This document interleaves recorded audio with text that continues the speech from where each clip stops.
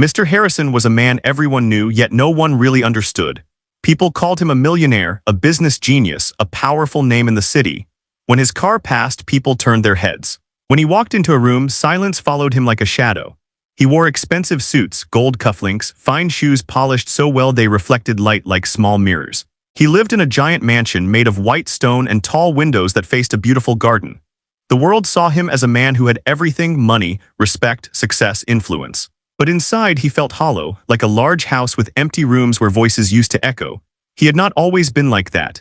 Years ago his life was bright with love and laughter. He had a wife who used to sit beside him near the fireplace, telling stories late into the night. They shared dreams, hopes, and warmth. They had a daughter too, a sweet little girl with sparkling eyes and a smile that softened every worry. She loved music, especially the piano. Every morning her small fingers danced on the keys, filling the mansion with gentle melodies. To Harrison, those notes were the sound of happiness. But life can be unfair, and one cruel accident took away his wife and daughter forever. In one night he lost the reason for his smile, his laughter, and perhaps even his purpose. The piano still stood in the center of his hall, untouched, polished, shining like a memory frozen in time. He could not bear to play it, nor could he move it away. Some days he walked past it slowly, running his fingers along its surface, remembering his little girl's music. Other days he avoided it entirely, not wanting to feel the pain that came like a wave. His mansion, once full of voices, was silent now. The dining table had 10 chairs, but only one was ever used. The garden bloomed beautifully, but there was no child to run through it. The rooms were large, but the emptiness felt larger. Because of his pain, Harrison built walls not around his house, but around his heart. He spoke little, smiled rarely, and trusted no one. His employees were afraid of him, not because he was cruel, but because he seemed unreachable, distant like a mountain peak. Business partners respected him, but they never asked about his life. People in the city created stories about him. He is cold, some said. He is proud, said others, but none of them knew the truth. Harrison was not cold. He was broken, he was not proud. He was protecting himself from feeling more pain. Music was the only thing that could still touch him. When he felt lonely at night, he sometimes played recordings of his daughter. Her small hands pressing notes of gentle joy filled the air for a moment. He sat there quietly, eyes closed, remembering her laughter. It was both comfort and wound, sweet like sugar, sharp like glass. After the recording ended, the house fell silent again, deeper than before, as if swallowing every remaining sound. Every morning he woke up early, drank his black coffee alone, read the newspaper, and signed business papers. His routine never changed. He worked not because he loved work, but because it was the only thing that made him feel less empty. He attended events, dinners, meetings, but his mind was somewhere else. Cars, wealth, fame, none of it mattered anymore. He could buy anything except the one thing he wished most: family. One day, standing in his music hall, Harrison looked at the grand piano longer than usual. It was shining under the chandelier, waiting, like a frozen memory begging to come alive. Dust never rested on it, the servants polished it daily, but no one dared to press a single note. Harrison placed his hand over the keys without pushing them down. His reflection looked back at him from the black surface. A man aging before time, eyes tired, shoulders carrying years of grief. He wondered, not for the first time, if life had any meaning left for him. He wished silently that someone could fill his home with music again. Not just music, warmth, laughter, chaos, footsteps, questions. A voice calling him Dad. A reason to wake up with excitement, a reason to return home with joy. But he believed such wishes were for dreamers, not broken hearts like his. Still, some part of him, however small, was alive. It flickered like a candle in a storm, weak but not gone. Maybe that part of him still hoped for something unexpected. Maybe he longed for a miracle without admitting it. He just did not know that his life was about to change. Not through business, not through wealth, but through music, the same thing that once tore his heart apart. He did not know that somewhere out there, a young boy with nothing but talent and hope was living a life very different from his own. A boy who would soon stand in front of the same piano that carried so many memories. A boy whose first note would shake the walls around Harrison's heart and bring tears he thought he could never cry again. For now, the millionaire lived in his silent mansion, unaware that destiny was already moving toward him, one note at a time. The city was noisy that evening, cars rushing, people talking, street lights glowing like tiny stars scattered across the ground. In one busy corner, children played, vendors shouted, and music drifted through the air like a soft breeze. Mr. Harrison was not usually the type of man to walk through crowded streets, but that day something pulled him outside. Maybe it was boredom, maybe loneliness, or maybe fate drawing him toward something unexpected. He stepped out of his luxury car, hands in his coat pockets, and began walking without a plan. As he moved down the street, his sharp eyes noticed many things at once. a man selling roasted peanuts, a mother pulling her child across the road, a group of teenagers laughing loudly. None of it interested him much, not until he heard a sound that made his heart pause for a moment. Music. Not perfect music, not smooth or polished, but full of emotion, like someone was pouring their soul through the keys. He followed the sound, each note pulling him closer like invisible threads. And there, by the sidewalk, sat a young boy named Eli. His clothes were worn out, shoes old and scratched, and his hair messy like he had no one to care for him. In front of him was an old keyboard, some keys broken, some discolored, wires taped together, but still working just enough to make music. People passed by, some looked, most didn't. No one clapped, no one encouraged. But still, Eli played. His fingers were small but fast, his eyes focused, shining with something deeper than hope, determination. He played like the music belonged to him, like it was his language, his story, his way of surviving in a world that ignored him. Every note spoke of his struggles and dreams. He was not playing to impress people, he was playing because music was the only thing he had. Harrison stood there silently, hidden behind a group of people. At first, he just watched with interest.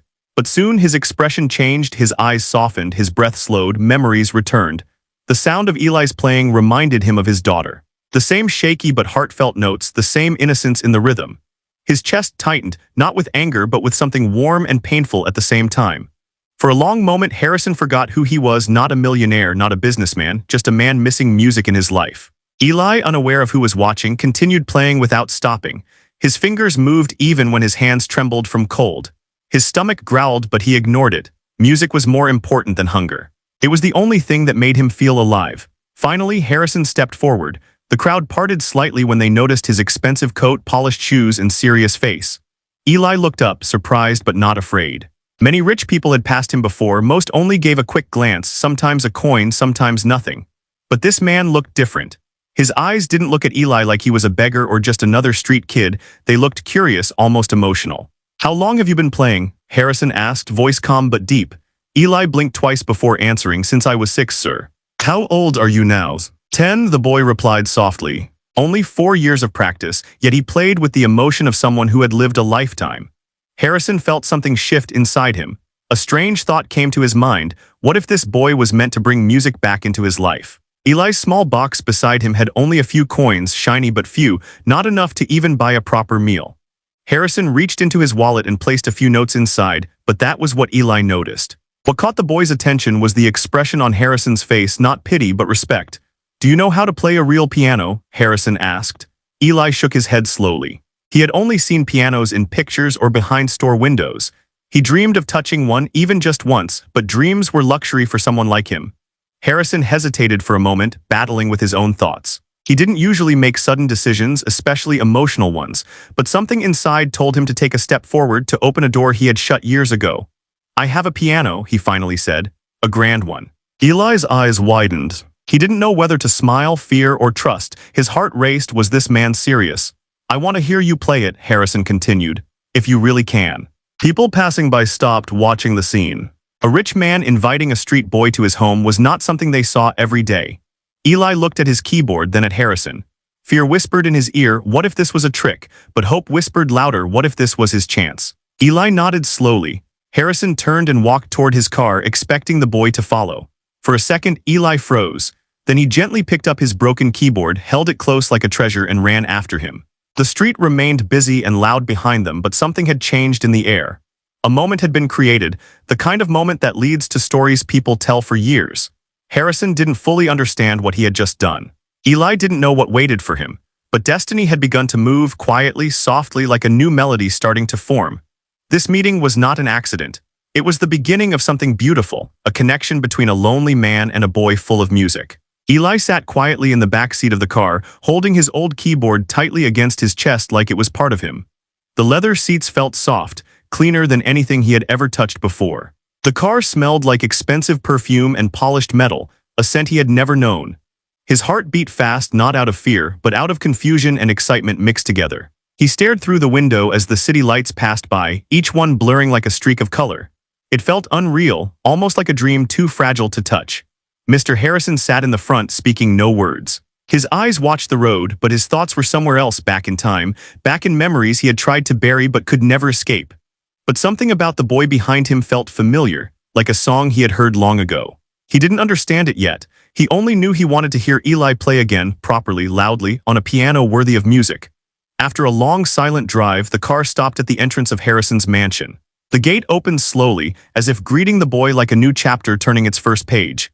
Eli stepped out carefully, worried that if he moved too fast, the moment would vanish. The air here felt different, cleaner, quieter, heavy with elegance. The mansion glowed under golden lights, tall and majestic like a castle from stories he once heard at shelter homes. Eli followed Harrison through the large entrance.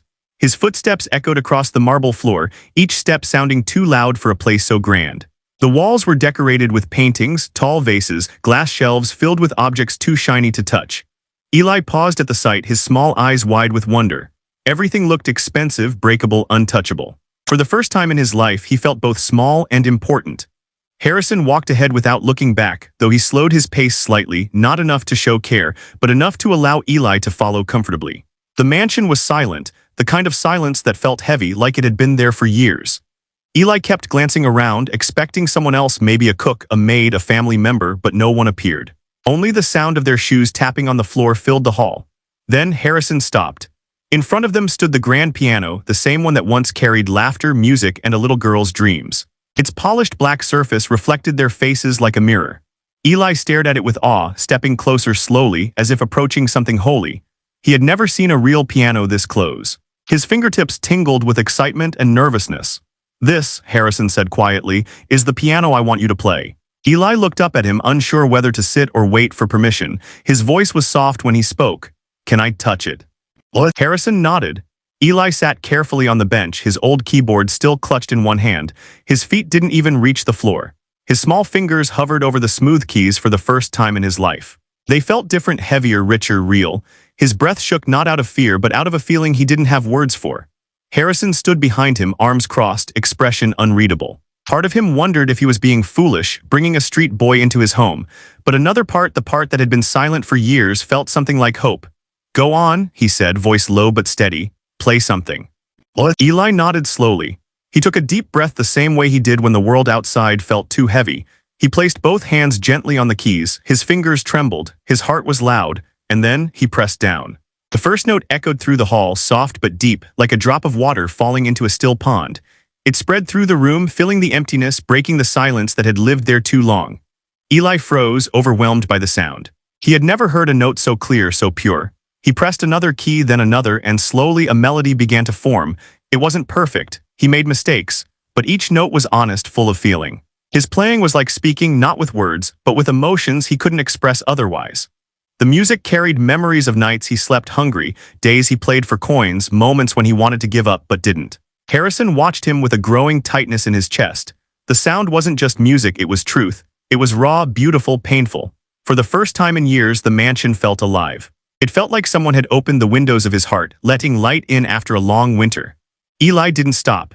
He played until his fingers were tired, until the room was full of a story without words, a boy's struggle and strength woven into melody. When he finally paused, silence returned, but not the same silence. This silence was warm, like breath after crying.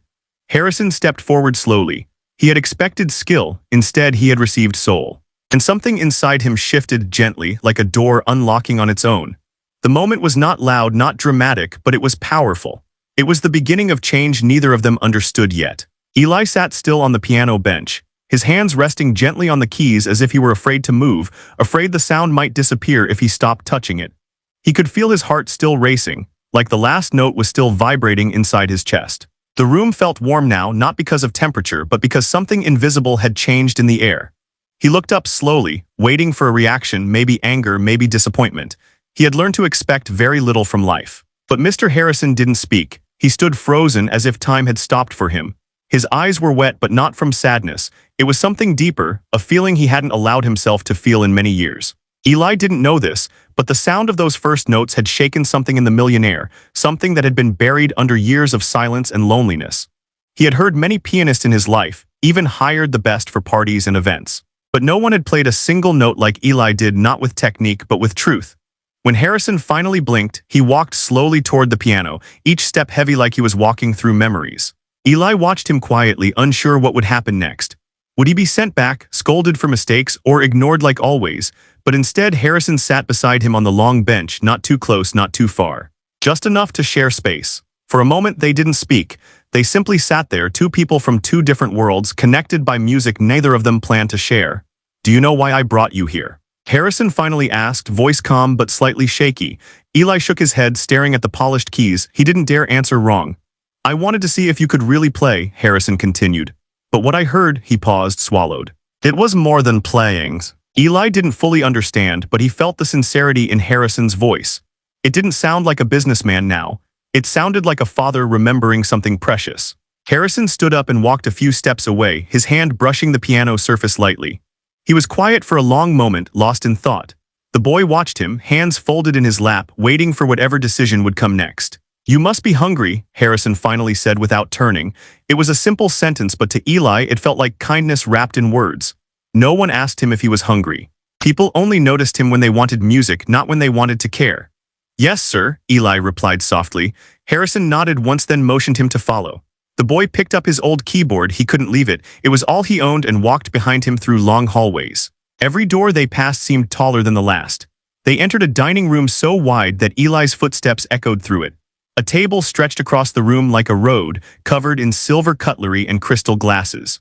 Harrison sat at one end and signaled for the staff. In minutes, plates of warm food arrived: bread, soup, vegetables, meat, things Eli had only smelled in restaurants but never tasted. His eyes filled with amazement. He sat down carefully, afraid to break anything just by touching it. "Eat," Harrison said, watching him, and Eli did. He ate slowly at first, shy and unsure. Then hunger took over and he ate with small but eager bites. Harrison didn't rush him or judge him. He simply watched, quietly, like a man seeing something he never knew he missed, the sight of someone filling silence with life. After dinner, Harrison led him to a guest room. It was larger than the shelter room Eli sometimes slept in with 5 other kids. A soft bed waited in the center, covered in blankets that looked like clouds. A lamp glowed warmly, welcoming him like a gentle hand patting his back. Eli set his old keyboard on the table, afraid to dirty anything.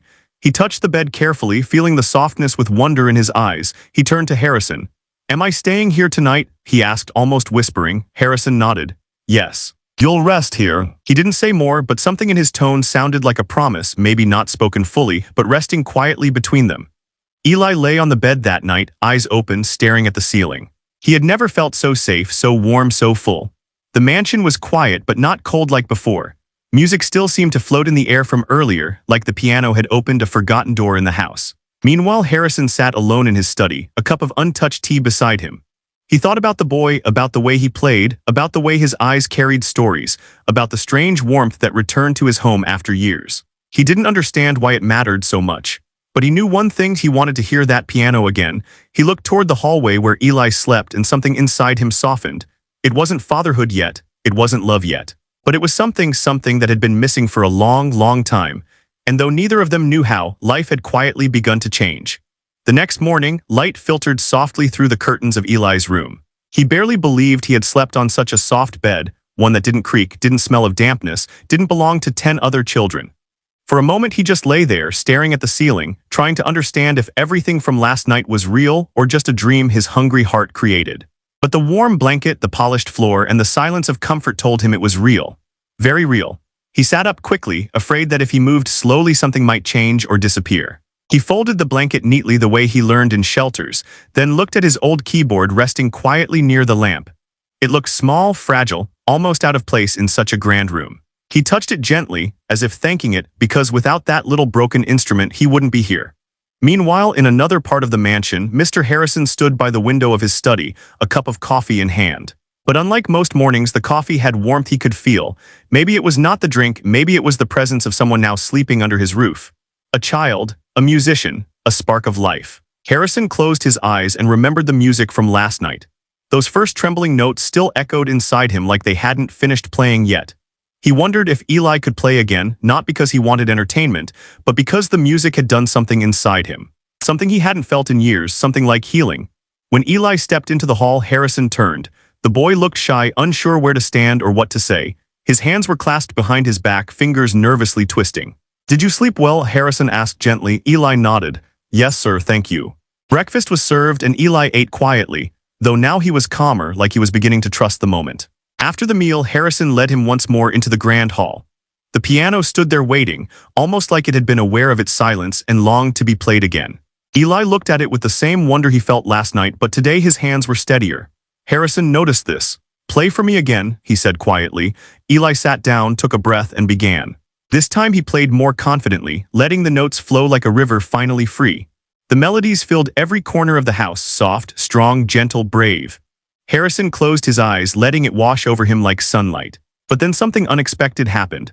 Eli paused suddenly, fingers stopping in midair, his head lowered, shoulders stiff. His breathing changed, slow, heavy, shaky. Harrison opened his eyes, surprised.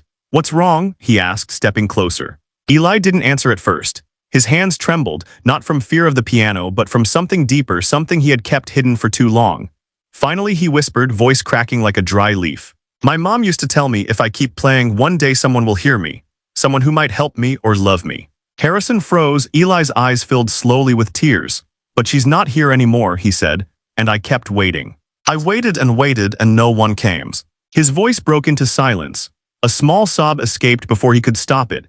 He wiped his face quickly, embarrassed to cry in front of a rich, powerful man. But the truth had spilled out, raw and unpolished, just like his music. Harrison felt something sharp twist inside him.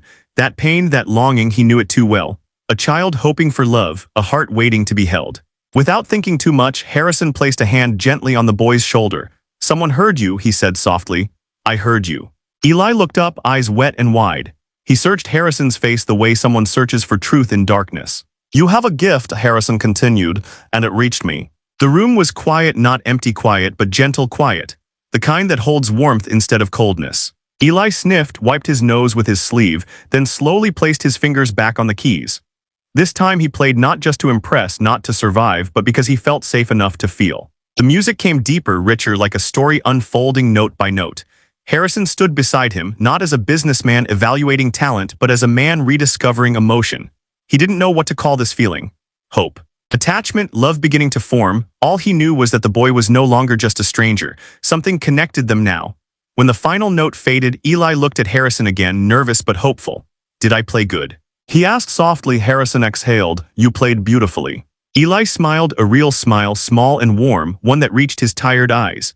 It was the first smile Harrison had seen from him, and it struck him harder than the music itself. Because in that smile he saw possibility. A home no longer empty, a heart no longer silent, and maybe, just maybe, a future neither of them imagined. Days passed inside the mansion like gentle waves, slow, calm, yet carrying change with each movement. Eli woke every morning to warm food, soft blankets, and a piano waiting like a friend who listened without question. He practiced for hours, not because anyone forced him, but because for the first time in his life, music wasn't just survival, it was joy. And every evening, Mr. Harrison stood nearby, pretending to read or work, when in truth he was listening. He never said it aloud, but Eli's music had become the heartbeat of the house, turning cold marble halls into something alive again. Sometimes Harrison would sit beside him, not touching the keys, just sharing the bench like two souls learning how to exist side by side. But one afternoon, a different kind of moment arrived. Eli was playing softly when he noticed Harrison leaning against the doorway, watching him with a faraway expression, not sad, not joyful, but something deep, like a man standing at the edge of two worlds. His eyes were shiny as if holding back memories. Eli slowed his playing, then stopped. "Are you okay, sir?" he asked gently. Harrison blinked, pulled from his thoughts. "I'm fine," he answered, but the words felt thin, like paper hiding a storm. Eli didn't push. He had grown up around pain, he recognized it easily. And something told him that behind Harrison's wealth hid a heart that once broke as badly as his own. So he spoke quietly, with the simple wisdom only a child shaped by hardship can have. "You can tell me," he said. At first Harrison almost smiled, the idea of a small boy offering him comfort. But then something inside him loosened, like a tight knot slowly untying. He walked toward the piano, sat beside Eli, and rested his hand on the closed lid. The surface was cold, but his voice when he spoke was warm. "This piano belonged to my daughter," he said. Eli's breath caught. "She used to play every morning," Harrison continued. "Her laughter would echo through the house like sunlight, and I thought foolishly that it would last forever." He swallowed hard, eyes glistening now. "One night there was an accident," his voice trembled. "I lost her and her mother." Silence filled the room, heavy but not empty. Eli didn't know what to say. Words felt too small for grief so large, so instead he did the only thing that felt right. He placed his hand gently over Harrison's. That felt right. He placed his hand gently over Harrison's. It was a small hand, tiny compared to Harrison's, but warm, alive, present. Harrison stared at it for a long moment, surprised by how something so simple could feel like a bandage on a bleeding memory. I'm sorry, Eli whispered. Harrison nodded, a tear sliding down unnoticed. I thought music died with her, he said softly, until I heard you. Eli felt his chest tighten, but not with sadness, with connection. Two broken hearts, one old and one young, sitting side by side like chapters of the same story. And then, quietly, Eli began to play again, but this time a gentle tune, slow, soothing, like hands wiping away tears. Harrison closed his eyes. The notes wrapped around him like a blanket, warming wounds time never healed. It didn't erase the pain, but it softened it. For a moment, it felt like his daughter was there again, not as a ghost of memory, but as a feeling of love still alive. After the music faded, Harrison inhaled deeply. Eli, he said, voice soft but steady, you don't have to go back to the streets, not anymore.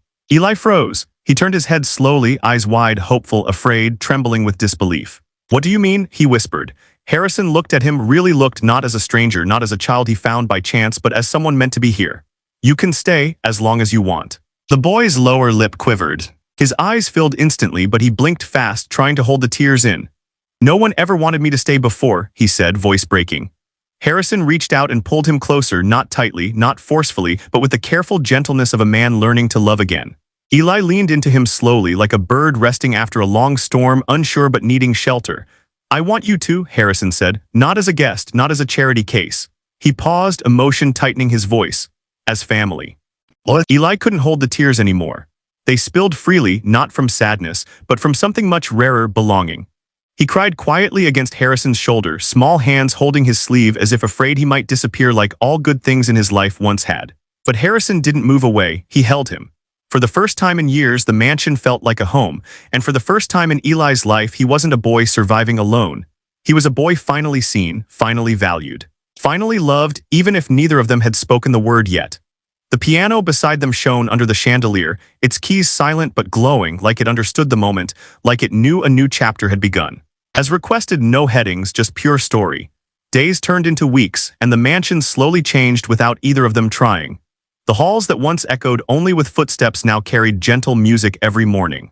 Harrison found himself waking up earlier, just to listen to the sound of Eli warming up on the piano. Sometimes the notes were soft like whispers, sometimes they climbed with excitement, but they always filled the house with life. And Harrison, the man who once avoided the piano room, now visited it every day. Eli changed too. His cheeks were fuller now, his eyes brighter, his smile easier. He no longer played music like a soldier fighting for survival. He played like a boy who finally had space to breathe. He laughed sometimes, quietly at first, then louder as he grew comfortable in this new world. The staff began to adore him. He greeted everyone politely, helped when he could, and shared his small stories from the streets, stories of hunger, songs played for coins, dreams whispered into cold nights. One evening, Harrison decided they should go out together. Not in a business car, not with bodyguards, just two people walking side by side like family. They walked through the city streets where everything between them had begun. People glanced at them, curious at the sight of a wealthy man strolling gently with a young boy, but Harrison didn't care. Eli held onto his hand, not tightly, but with the comfort of someone who finally trusted that the hand would not disappear. They reached the same sidewalk where Eli once sat with his broken keyboard. The spot looked smaller now, lonelier. A cold breeze passed and Eli's eyes softened with memory. I used to sit right there, he said quietly, pointing. Harrison looked at the ground, rough pavement, cracked edges, a place where a child once played music for survival instead of joy. That boy must have been brave, Harrison replied softly. Eli lowered his eyes. He was scared most days, he admitted, but music helped him forget. He paused, and it also helped someone find him. Harrison felt the words strike deeply. He placed a hand gently on Eli's shoulder. I'm glad I found him, he said. Eli smiled, the kind of smile that warms a room. When they returned home, something felt different. Harrison walked Eli to the piano room, but instead of asking him to play, he opened a drawer that had been locked for years. Inside was a small velvet box. He hesitated, his hand trembled, but finally he opened it. Inside was a silver bracelet, delicate, beautiful, engraved. Eli read the name softly, almost like a prayer, Lily. What? Harrison's voice was low, soft like breaking glass. My daughter wore it every day, he said. She loved music too. Eli looked up, gentle but steady. He knew what this meant. This wasn't just a gift, it was trust. It was memory being shared instead of hidden. It was a door opening after years of being locked. Harrison knelt and placed the bracelet around Eli's small wrist. It doesn't erase the past, Harrison whispered. But it means you are part of the future. Eli's eyes filled not with grief but with something brighter, hope. He placed his small hand on Harrison's cheek, something he had never done before. It was bold, emotional, honest. "I want to stay," he said. Harrison's voice broke as he answered, "And I want you to stay." From that moment, something unspoken became understood. They were no longer two lonely souls in the same house. They were beginning to become family. Not by blood, not by obligation, but by choice. By love slowly forming like music forming into melody. That night, as the mansion lights dimmed, the piano sat quietly, not silent like before, but resting like a storyteller after a long chapter. Eli lay in bed, bracelet shining softly on his wrist. Harrison stood in the hallway for a moment, watching the boy breathe peacefully, then walked away with a gentle smile he didn't remember ever wearing. The house felt warm now, a live home. And though paperwork had not yet been signed, though adoption was still only a word floating between them, the truth was already clear in both hearts. He had found a son, and the boy had found a father. Winter arrived softly over the city, not harsh, but quiet and white, like the world was being covered in a fresh page waiting for new words. Inside the mansion, warmth glowed from every lamp, every hallway, every note Eli now played daily. Harrison often stood nearby, pretending he came only to listen, but the truth was deeper. He came to feel. Music no longer reminded him only of loss.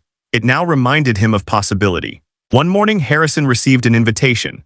A charity event, one where musicians could perform to raise funds for homeless children. When he saw the letter, he looked toward the piano room where Eli practiced, small fingers dancing across keys with growing confidence. A thought flickered inside Harrison's mind, soft at first, then growing like rising music. Maybe it was time for the world to hear this boy. He showed Eli the invitation. The boy's eyes widened, fear and excitement mixing like two colors in water. "You want me to play there?" Eli whispered. Harrison nodded gently, "Only if you want to." Eli took a long breath, deep, trembling but brave. He remembered the cold nights on the street, the coins in his box, the broken keyboard. He remembered the silence inside his heart back then, and he looked now at the polished piano, the warm room, the man who gave him home instead of pity. "I want to try," Eli said, voice small but full of courage. On the night of the event, the hall was filled with people dressed in gowns and suits, cameras flashing, voices buzzing like bees. Harrison dressed Eli in a small black coat and polished shoes. He even combed the boy's hair gently, something he hadn't done for anyone in years.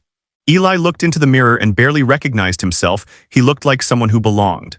But as the crowd grew, as lights shone brighter, anxiety crawled into Eli's chest.